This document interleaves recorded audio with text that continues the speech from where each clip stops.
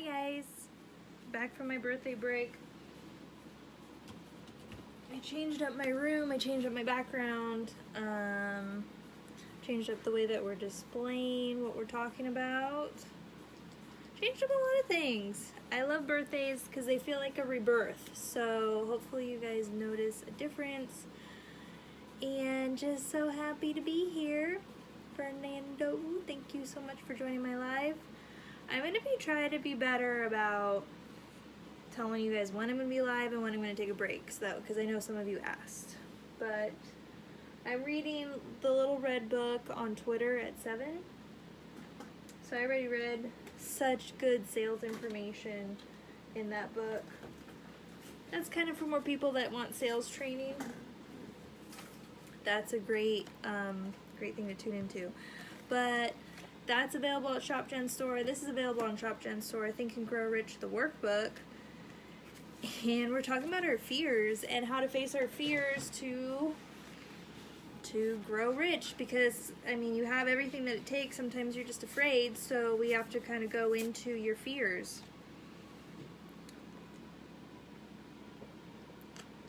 So we can break through. Symptoms of the fear of old age: the tenacity to slow down and develop an inferiority complex at the age of mental maturity, around the ages of 40, falsely believing oneself to be slipping because of age. I've done so many marathons and stuff. People at 40 are doing great. The truth is that man's most useful years, mentally and spiritually, are those between 40 and 60. I believe it. The habit of speaking apologetically for oneself as being old merely because one has reached the age of 40 or 50, instead of reversing the rule and expressing gratitude. Happy birthday to you. Thank you. Expressing gratitude for having reached the age of wisdom and understanding. The habit of killing off initiative, imagination, and self-reliance by falsely believing oneself too old to exercise these qualities. The habit of the man or woman of 40 dressings with the aim of trying to appear much younger and affecting mannerisms of youth, thereby inspiring ridicule by both friends and strangers. Hey, Jerry. The fear of death. To some, this is the cruelest of all the basic fears. The reason is obvious: the terrible pangs of fear associated with the thought of death, in the majority of cases, may be charged directly to religious fanaticism. So-called heathen are less afraid of death than the more civilized. For hundreds of millions of years, women have been asking the still unanswered question: whence and whither? Where did I come from, and where am I going? During the darker ages of the past, the more cunning and crafty were not slow to offer the answer to these questions for a price. Witness now the major source origin of the fear of death. Come into my tent, embrace my faith, accept my dhammas, and I will give you a ticket that will admit you straightway to heaven when you die, cries the leader of sectarianism. Remain out of my tent, says the same leader, and may the devil take you and burn you throughout to eternity. Excuse me.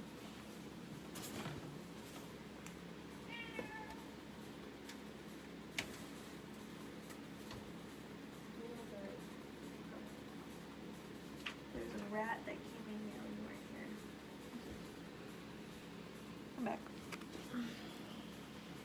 Eternity is a long time. Fire is a terrible thing. Thought of eternal punishment with fire not only causes women to fear death, it often causes her to lose her reason. It destroys interest in life and makes happiness impossible. In truth, no man knows, and no man has ever known, that heaven or hell is like, nor does any man know if either place actually exists. This very lack of positive knowledge opens the door of the human mind to the charlatan, so he may enter and control his mind with his stock of legerdemain and various brands of pious fraud and trickery. That was some big sentences there. The fear of death is not as common now as it was during the age when there was no great colleges and universities. Men of science have turned the spotlight of truth upon the world, and this truth is rapidly freeing men and women from the terrible fear of death. The young men, hey Sean, The young men and women who attend the colleges and universities are not easily impressed by fire and brimstone. Though they aid of biology, astronomy, geology, and other related sciences, the fears of the Dark Ages, which gripped the minds of men and destroyed their reason, having been dispelled. This fear is useless. Death will come no matter what anyone may think about it. Accept it as a necessity and pass the thought out of your mind. It must be a necessity or it would not come at all. Hi, John. The entire world is made up of two things, energy and matter. In elementary physics, we learned that neither matter nor energy, the only two realities known to man, can be created nor destroyed. Both matter and energy can be transformed, but neither can be destroyed. Life is energy. If it is anything, it's neither energy nor matter can be destroyed. Of course, life cannot be destroyed. Life, like any forms of energy, may be passed through various processes of transition or change, but it cannot be destroyed. Death is mere transition. If death is not mere change or transition, then nothing comes after death except a long, eternal, peaceful sleep. A sleep is nothing to be feared, thus you may wipe out forever the fear of death. Do people have a fear of death? I don't. You guys have a fear of death? You can put it in the comments below. Symptoms of the fear of death. The general symptoms of the fear are the habit of thinking about dying instead of making the most out of life. Generally, to lack of purpose or lack of a suitable occupation. The fear is more prevalent among the aged, but sometimes the more youthful are victims of it. The greatest of all remedies for the fear of death is a burning desire for achievement, backed by useful service to others. A busy person seldom has time to think about dying. She finds life too thrilling to worry about death. Sometimes the fear of death is closely associated with the fear of poverty, where one's death would leave loved ones poverty-stricken. In other cases, the fear of death caused by illness and the consequent breaking down of physical body resistance. The commonest cause of the fear of death are ill health, poverty, lack of appropriate occupation, disappointment over love, insanity, and religious fanaticism. This was a great one. There's old man worry. Okay, and then the 7 basic evils. I hope that helped anyone that has a fear of dying. If not, just let me know what you think in the comments below. It's a good conversation to have. Is death even real? Old man worry. Worry is a state of mind based upon fear. It works slowly but persistently. It is insidious and subtle. Step by step, it digs itself in until it paralyzes one's reasoning facility, destroys self-confidence and initiative. Worry is a form of sustained fear caused by indecision. Therefore, it is a state of mind which can be controlled.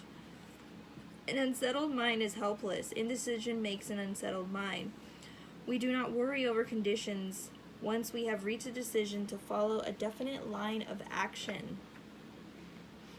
The 6 basic fears become translated into a state of worry through indecision. Relieve yourself forever for the fear of death by reaching a decision to accept death as an inescapable event. Wipe the fear of poverty by reaching a decision to get along with whatever wealth you can accumulate without worry. Put your foot upon the neck of fear of criticism by reaching a decision not to worry about what other people think, do, or say. Eliminate the fear of old age by reaching a decision to accept it, not as a handicap, but as a great blessing which carries with it wisdom, self-control, and understanding, not known to youth. Uh-oh, we got an ad. They are advertising makeup to me.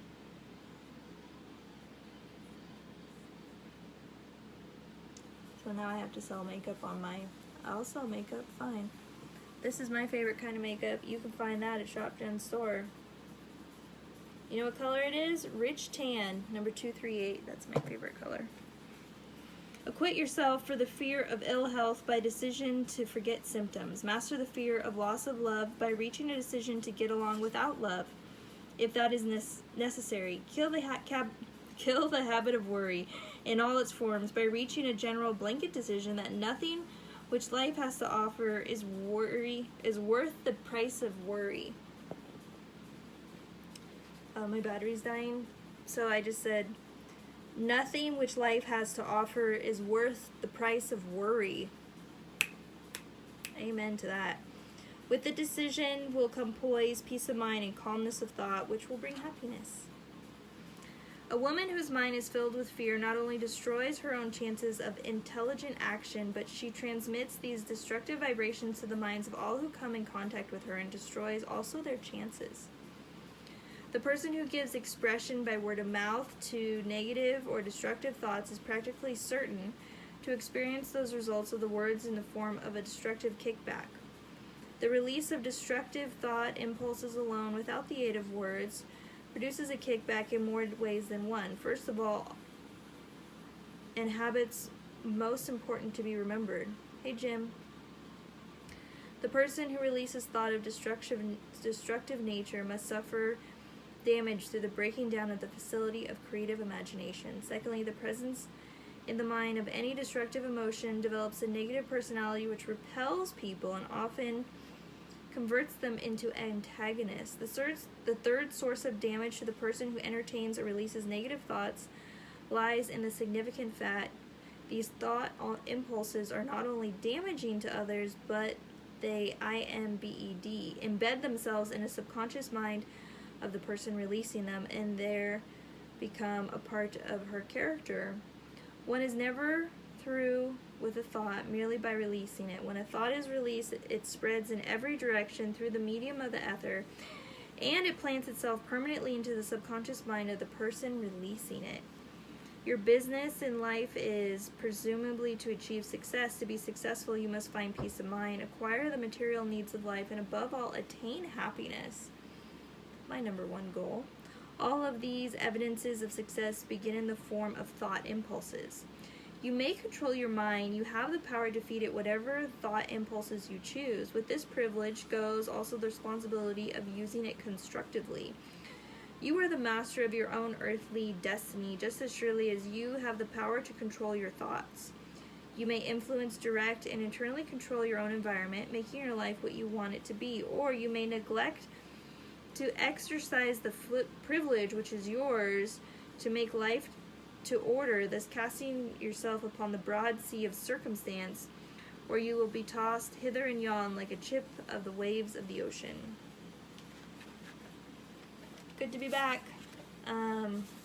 This is available on ShopGen Store. We're going to go over mortgage at 9 on my Instagram.